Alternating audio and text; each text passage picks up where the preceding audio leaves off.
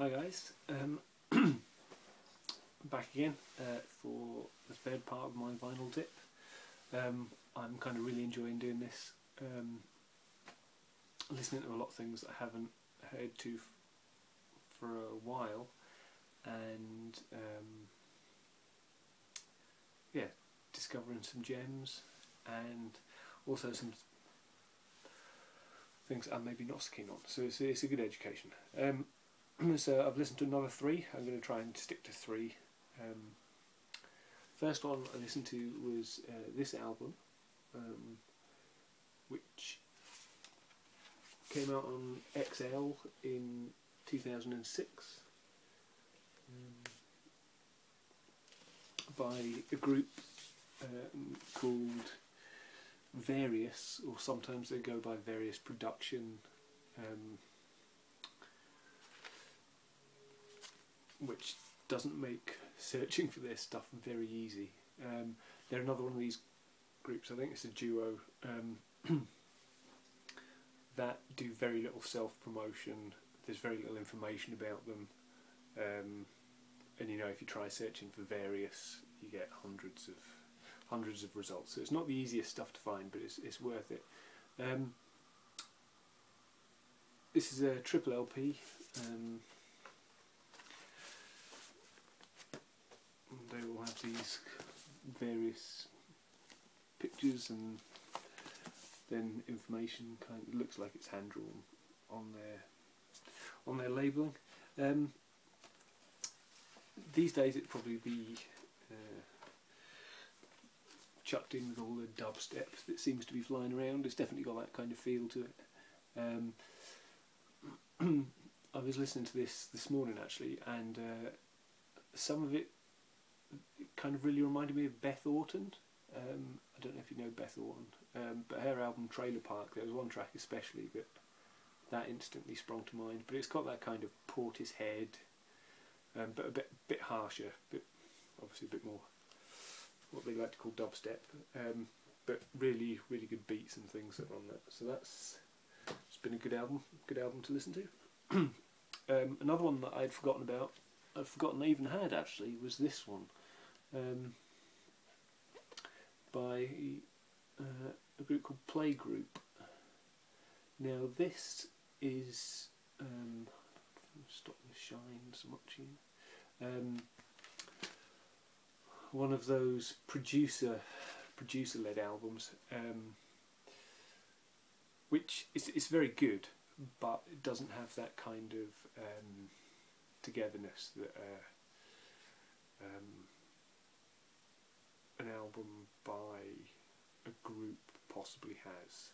This is more like a compilation of tracks. It's almost like the artists that have come in, kind of opposite from what I said about the newer Arcade Fire. That was more like it was producer led, so it sounded less like the band, whereas this was a producer-led album, but it sounds more like a compilation of songs that he's produced, if that makes sense. It's not such a rounded album. So this came out in 2001, so a bit earlier. It is, like I said, a producer-led album. There's lots of famous guests on that. It has this kind of insert with some info, and then these kind of inner sleeves. So double LP. These are both just the same. There's lots of kind of famous things on this. The biggest single on it, I think, was this one, Number One. But some of the guest artists are Rowetta, who a lot of people might or might not know, who was the backing singer for the Happy Mondays for years. She sings on this. Edwyn Collins, he's done a few tracks on here. Peaches and Gonzalez, they collaborate and do a track with their disgusting potty mouths that they have. lots of swearing, but it's quite amusing. I'm a kind of fan of Gonzalez, and his album. I've got a couple of his albums. I've only got one on LP actually. I've got which one is it? Presidential Suite. I'd really like to get Gonzalez Uberales, because that is a fantastic album.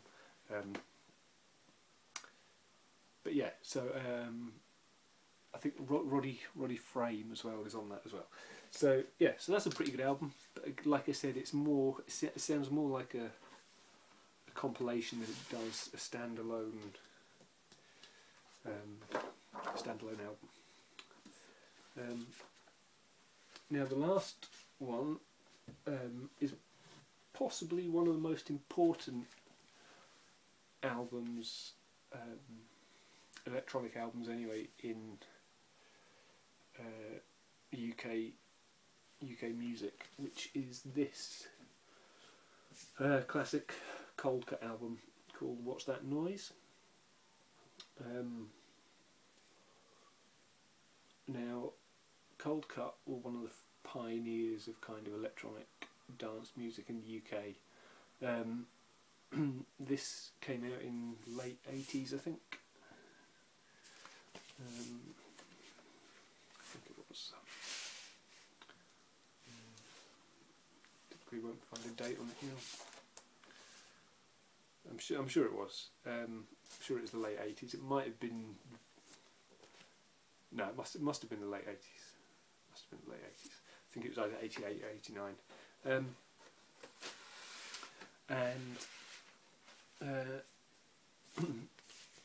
Is a great example of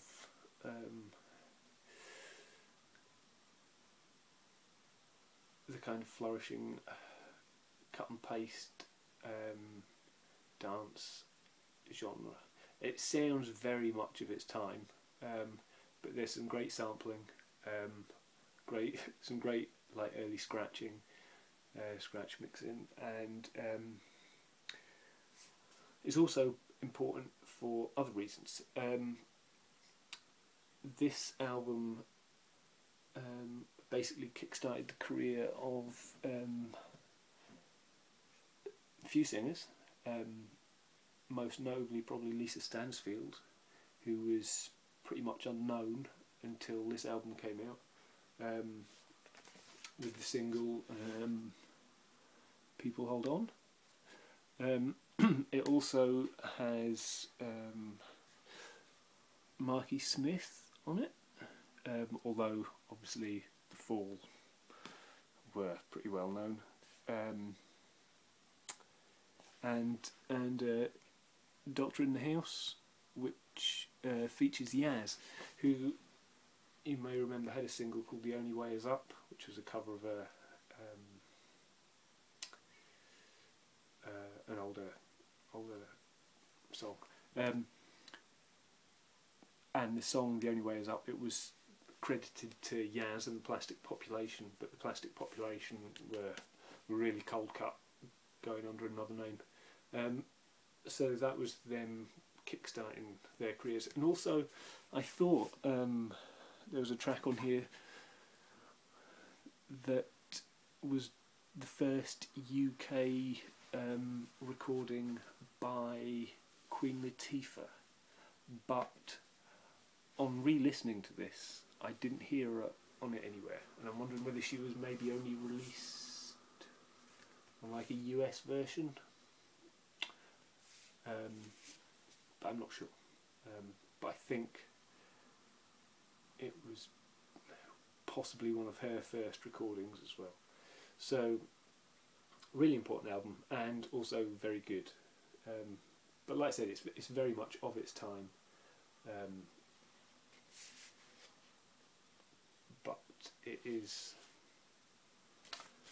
tremendously important. And this is the original release. I should also say that this came out on Big Life Records, and I think after that they possibly had a falling out with their record label, maybe, that were trying to force them in a different direction. I could be making that up a little bit. So they started Ninja Tune. So no Coldcut, no Ninja Tune, and that would be that. So thanks for watching. I've gone over my 10 minutes that I was trying to sneak into, but I failed, so I'm just going to babble for a bit longer. Great to see the Cool Ranch dressing guys back. I've sent out a couple of bits of VCLT, so they might have possibly arrived by now. I've not heard anything, but hopefully there'll be nice surprises for the people that get it, because they don't know that they're coming. So yeah, yeah, love to hear your comments as usual, and yeah, take care.